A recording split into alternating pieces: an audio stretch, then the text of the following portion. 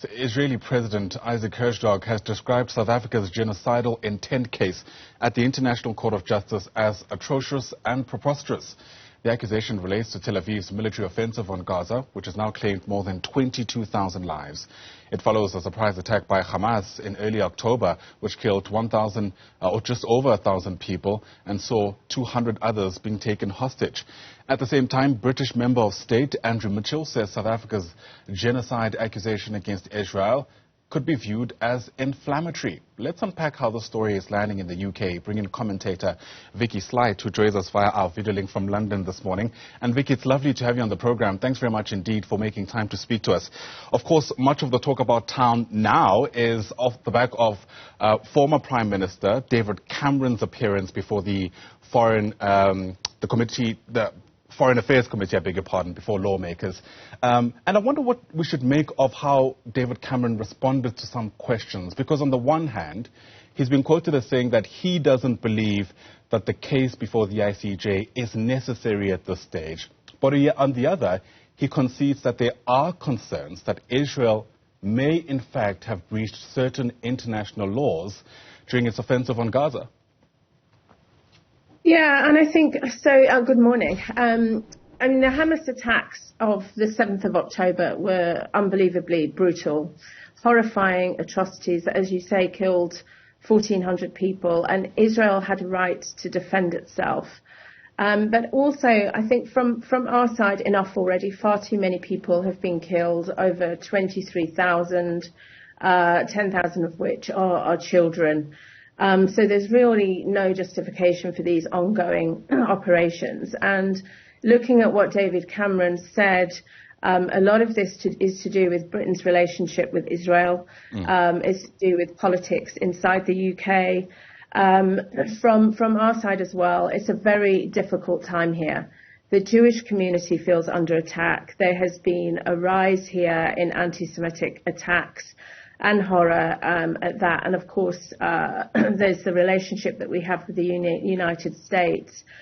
Increasingly, of course, this position is untenable.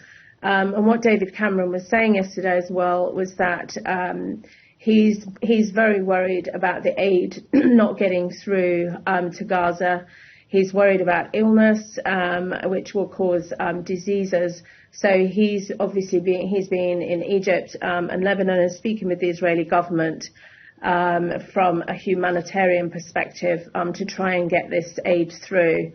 And I think also what he's saying is, and what we think is the British public is the British government should be coming out clearly now and calling for a ceasefire. In terms of the report to the International Courts of Justice, calling, for regarding the genocide, then the British public do believe that this coming from South Africa is the right thing to do. And obviously there are two sides to every opinion. Yeah, absolutely, and we've learned just how divisive this issue has become. It's interesting you mentioned that, as far as you're concerned, the consensus really is that the UK should call for a ceasefire. But before that, of course, there should be this concerted effort to stop providing arms to Israel in order to keep this war going. Yes, of course, and the West will have to stand at the in that courts of justice. I think in terms of arms being provided, that's something now that needs to be looked at. Israel's reputation now in the Middle East has been put back decades. The US reputation in the Middle East has unbelievably been harmed for its support in Israel, as potentially is ours. And I think the document published by South Africa is one of the most important and terrifying documents published in our time, and it explains in great detail the horror.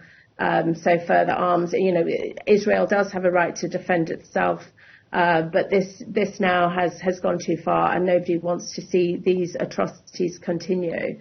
And I mean, if you look at there's the opposition, the shadow foreign secretary also stated this week that the Christmas period has brought no peace to the Middle East. There's been no let up in this intolerable suffering in Gaza. Millions are also displaced, desperate and hungry. And many innocent civilians are being killed, and the opposition is stating that this dire situation must not continue, and the need for a sustained ceasefire is clear, and the fighting must stop urgently.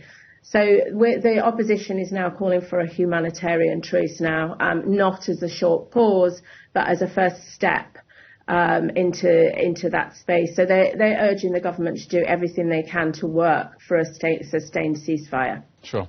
Yeah, even for people who believe that, for instance, Israel has a right to defend itself, there's real questions about whether this has been a proportionate response. In fact, a question to that effect was posed to David Cameron. I wonder if you reckon it was well handled. I think it was handled in a very politician's way of responding in terms of what he said. And he wanted to make his message clear that actually, getting the aid through is critical. And the fact that he is working as Foreign Secretary in the Middle East and working with Israel to try and get this to stop. And so in terms of the way he handled it in a very political way, is what I would say. Sure. Okay. Very diplomatic response as well. But I suppose, what needs to happen here is to find out ways through which the UK can make sure that they're on the right side of history, to use that phrase. And the concerns are, even if the ICJ, for example, were to find against Israel and Israel doesn't comply, there are concerns about whether the Security Council will be able to hold it accountable in a context where permanent member states, which include the UK, have the ability to veto certain resolutions, right? That responsibility, I have no doubt, is weighing heavy on the UK government, because that's certainly something that lies ahead. I mean, the prospect of this getting to the Security Council once again is certainly not an unimaginable one. Well, exactly. And will the government here ensure that they can scrutinise decisions of any significance that may be required? And as you said, it's not just a case of being on the right side of history. It's actually doing the right thing. And then following that, being involved in the rebuild, and hopefully we get to, the rebuild of Gaza. And hopefully we get to that stage sooner rather than later. But this war, unfortunately, doesn't look like it's stopping anytime soon. Yeah. To what extent would you reckon that there's also a great divide within the UK government? I mean, we've been speaking for much of the morning about David Cameron's appearance before lawmakers yesterday, but earlier in the week, Andrew Mitchell, who's the Minister of State, is also being quoted as saying, in fact, that he believes this case can be seen as inflammatory. He doesn't reckon it's helpful at all.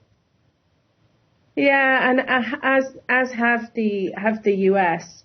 But of course, the opposition government and the shadow foreign secretary, as I said, they're completely opposite in terms of that, and are saying that we need to have this ceasefire. So there's two opposing sides to this, and what they're also saying as well is that genocide should be decided by the courts if there is genocide, and not by the government, and particularly not the UK government.